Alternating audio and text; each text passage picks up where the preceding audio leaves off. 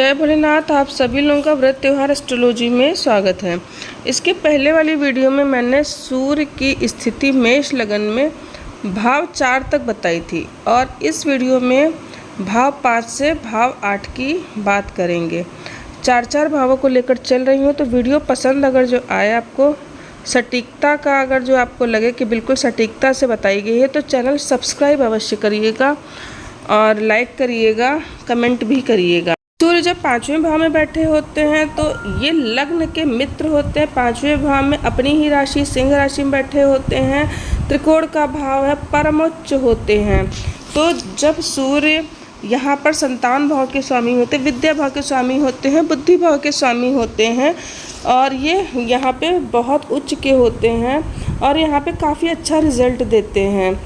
तो ऐसी स्थिति में जब सूर्य होते हैं अपने ही क्षेत्र में होकर बैठे, स्वक्षेत्री होकर, तो ये विद्या ऐसे जातकों को बहुत अच्छी प्राप्त होती है। तो ये लगन मंगल के मित्र होते हैं। तो ऐसा जातक टेक्निकल क्षेत्र में भी अच्छी विद्या, बीटेक वगैरह में अच्छा प्रदर्शन करता है। अच्छी विद्या हाई लेवल की जो होती है वो प्राप्त होती है। और संतान की अगर जो हम बात करें तो संतान भी इनकी बहुत तेजस्वी होती है, बहुत बुद्धिमान संतान होती है, तेजस्वी होती है और शक्तिशाली होती है। पुत्र होने की पॉसिबिलिटीज़ होती हैं।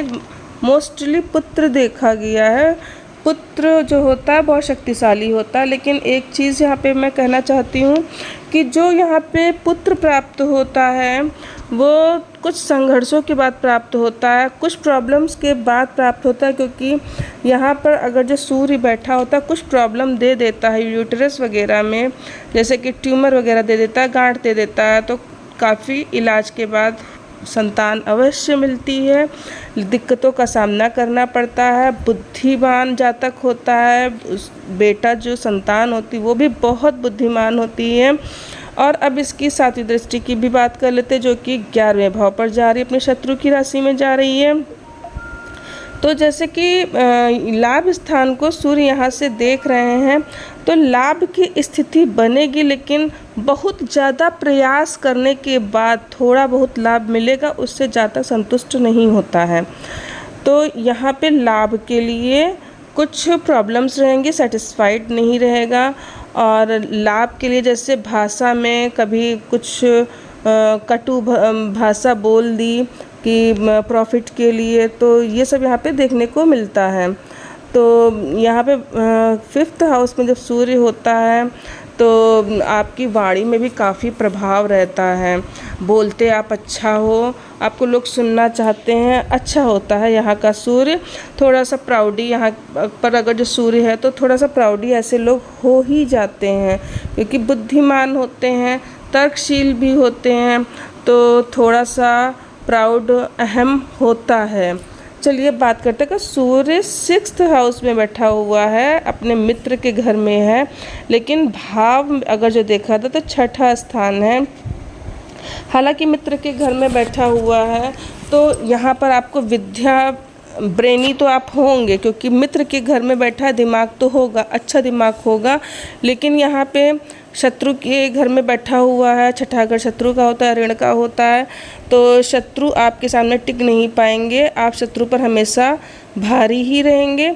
और यहाँ पे विद्या भी मिलेगी, संतान भी होगी, लेकिन कुछ समस्याओं के बाद, कुछ अड़चनों के बाद विद्या प्राप्त होगी। विद्या मिलेगी लेकिन जो है अड़चनें भी आएंगी। संतान होगी, उसमें भी अड़चन आएगी। कुछ जैसे संतान जैसे हुई तो ये भी हो सकता है कि कुछ मतभेद रहें।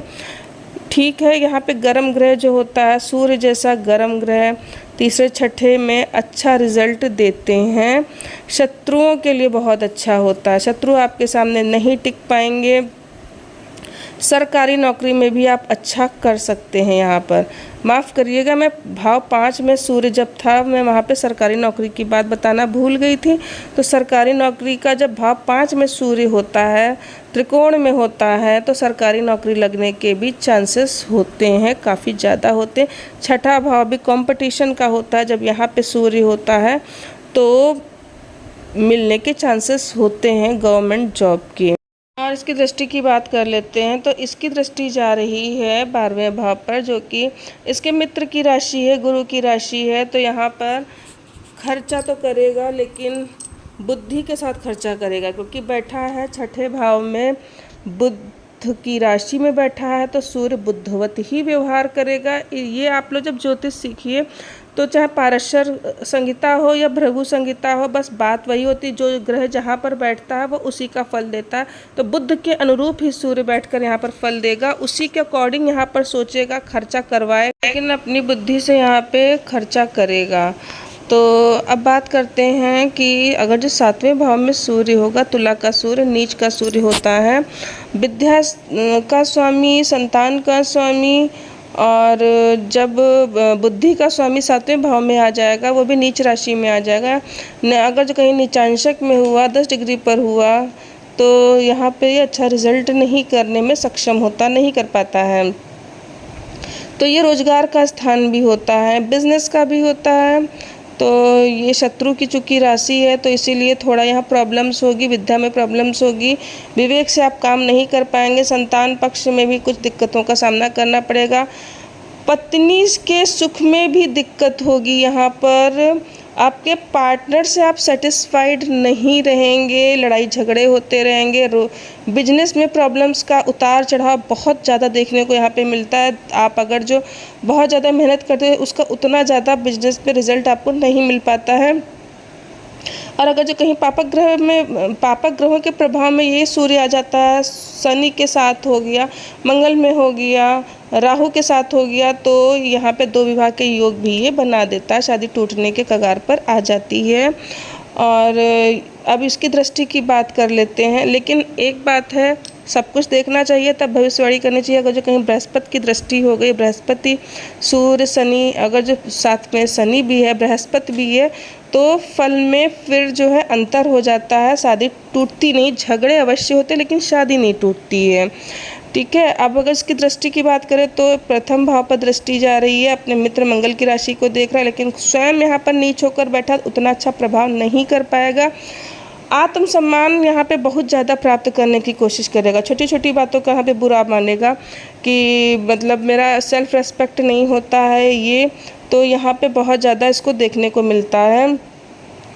ठीक है, आप लंबाई आपकी अच्छी होगी, आपका पर्सनालिटी अच्छी यहाँ पर दे देगा, क्योंकि लग्न पर सीधे दृष्टि जा रही है, तेज होगा आपके चेहरे पर, स्वाभिमानी होंगे आप, ये सब कुछ है। और अब बात करते हैं, अगर जो 8वें भाव में जब सूर्य होगा, वृश्चिक राशि का सूर्य अपने मित्र के घर में जब आकर बैठेगा, विद्या, संतान का स्वामी, बुद्धि का स्वामी, तो यहाँ पर उच्च का है, लेकिन मृत्यु स्थान में सूर्य का होना बहुत अच्छा नहीं माना जाता, थोड़ा बहुत आइज़ में डिफेक्ट भी कर देगा, क्योंकि सूर्य तेज है, सूर्य आत्मा है, सूर्य आँखों की रोशनी भी है, सूर्य पिता का सम्मान है, सूर्य पिता है, तो सूर्य इतना सब कुछ कारकों का स्वामी है।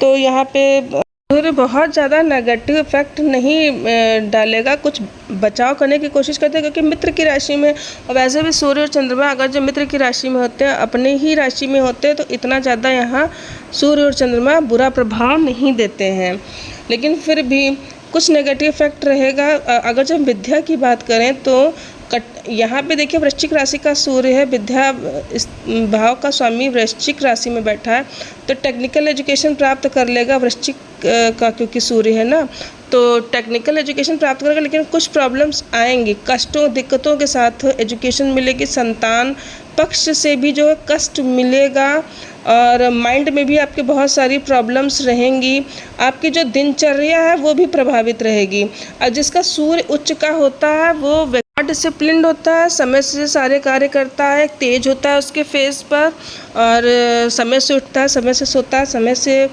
खाना भी खाता है। जिसका सूर्य उच्च का नहीं होता, नीच का होता है, वो कोई डिसिप्लिन को फॉलो नहीं करता है। ये बहुत ही मैंने कुंडली में देखा है।